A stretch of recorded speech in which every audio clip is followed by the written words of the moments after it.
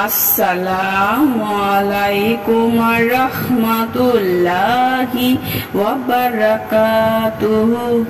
সুপ্রিয় সম্মানিত দর্শক ও শ্রোতা, আশা করি মহান রব্বুল আলামিনের দয়ায় আপনারা সকলেই ভালো আছেন। সুপ্রিয় সম্মানিত দর্শক ও শ্রোতা, আজকে হযরত বিলাল হাবশী রাদিয়াল্লাহু তাআলা আনহু থেকে একটি ঘটনা বর্ণনা করব। ঘটনার শিরোনাম হচ্ছে গহনা দান।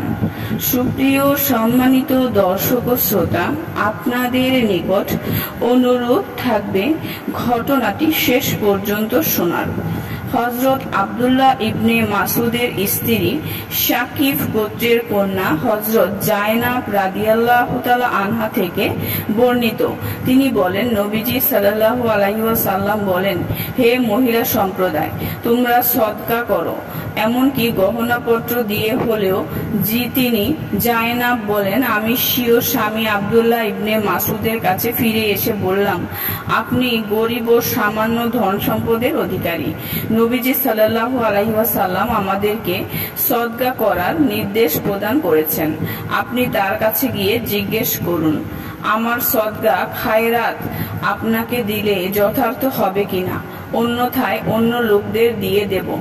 হযরত আব্দুল্লাহ ইবনে মাসউদ রাদিয়াল্লাহু তাআলা আনহু বললেন, বরং তুমি গিয়েই তার কাছে জিজ্ঞেস করে এসো।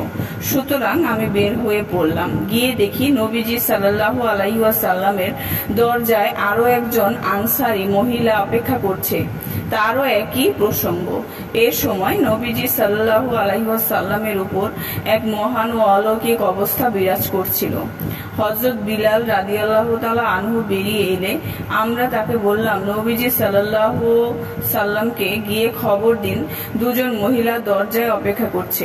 তারা আপনার কাছে জানতে চাচ্ছে যে আমরা আমাদের স্বামীদের ও আমাদের তত্ত্বাবধানে লালিত পালিত এতিমদের দান খয়রাত করলে তা আমাদের জন্য যথার্থ হবে কিনা, কিন্তু আমরা কারা এ সম্পর্কে আপনি তাকে অবহিত করবেন না। হযরত বিলাল রাদিয়াল্লাহু তাআলা আনহু নবীজি সাল্লাল্লাহু আলাইহি ওয়াসাল্লামের কাছে গিয়ে এ ব্যাপারে জিজ্ঞেস করলেন। নবীজি সাল্লাল্লাহু আলাইহি ওয়াসাল্লাম বললেন, স্ত্রী লোক দুজন কারা? তিনি বললেন, একজন আনসারী মহিলা আর অপরজন জয়নব। নবীজি সাল্লাল্লাহু আলাইহি ওয়াসাল্লাম বললেন, এ কোন জয়নব? হযরত বিলাল রাদিয়াল্লাহু তাআলা আনহু বললেন, আব্দুল্লাহ ইবনে মাসউদ রাদিয়াল্লাহু এর স্ত্রী। নবীজি সাল্লাল্লাহু আলাইহি ওয়াসাল্লাম বললেন, তাদের উভয়ের জন্য দ্বিগুণ সওয়াব রয়েছে, আত্মীয়তা রক্ষার সওয়াব, দান খয়রাতের সওয়াব। সুপ্রিয় সম্মানিত দর্শক ও শ্রোতা, আজকের ঘটনাটি এই পর্যন্তই। ঘটনাটি যদি ভালো লেগে থাকে অবশ্যই চ্যানেলটি সাবস্ক্রাইব করবেন, লাইক করবেন, কমেন্ট করবেন এবং বেশি বেশি শেয়ার করে দিবেন। সবাই ভালো থাকবেন। আল্লাহ হাফেজ।